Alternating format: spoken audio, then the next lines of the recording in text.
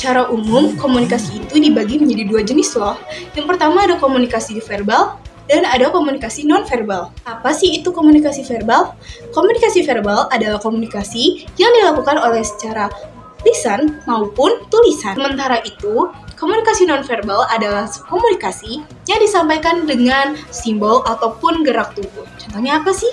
Yang pertama ada bahasa isyarat, yang kedua ada kontak mata, dan yang terakhir ada gestur tubuh. Sedangkan komunikasi itu apa sih teman-teman? Komunikasi adalah sebuah proses di mana dua orang atau lebih memberikan pemahaman, pemikiran, dan juga gagasan yang di dalamnya setiap orang pasti memberikan informasi maupun menerima informasi. Maka dari itu, komunikasi dalam berkeluarga itu sangatlah diperlukan. Interaksi dalam berkeluarga bisa terjalin dengan baik karena adanya komunikasi yang berkualitas. Maka dari itu, Stephen McCormack mengungkapkan bahwa manusia akan bisa terjebak dalam sikap horn effect. Seseorang yang diberi stigma artinya apapun juga yang dilakukannya sudah diberi label negatif dan buruk.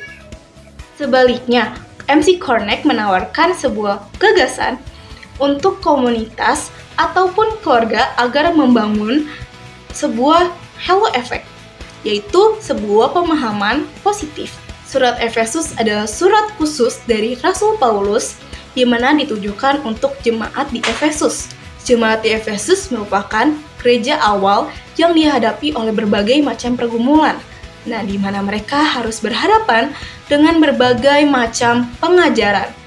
Sebagai jemaat awal, tentunya mereka itu membutuhkan pengajaran yang berkualitas. Namun, Paulus sendiri tidak bisa mengunjungi mereka secara rutin karena Paulus harus berkeliling untuk mengajari jemaat-jemaat lainnya juga. Oleh karena itu, cara Paulus untuk mendidik dan mengajari mereka yaitu dengan cara mengirimkan mereka surat. Di mana di dalam surat-suratnya itu, Rasul Paulus itu mengajarkan banyak hal kepada jemaat yang di Efesus. Salah satunya adalah bagaimana cara mereka untuk hidup beriman. Yang kedua, bagaimana cara mereka harus bertutur kata dengan baik. Dan bagaimana cara mereka harus hidup sesuai dengan firman Tuhan. Salah satu persoalan yang terjadi di tengah jemaat adalah tentang kehidupan berkeluarga. Dan di mana dalam suatu keluarga perlu yang namanya keterbukaan, kejujuran, tidak berdusta, saling menguatkan, dan perlu namanya berkomunikasi dengan baik.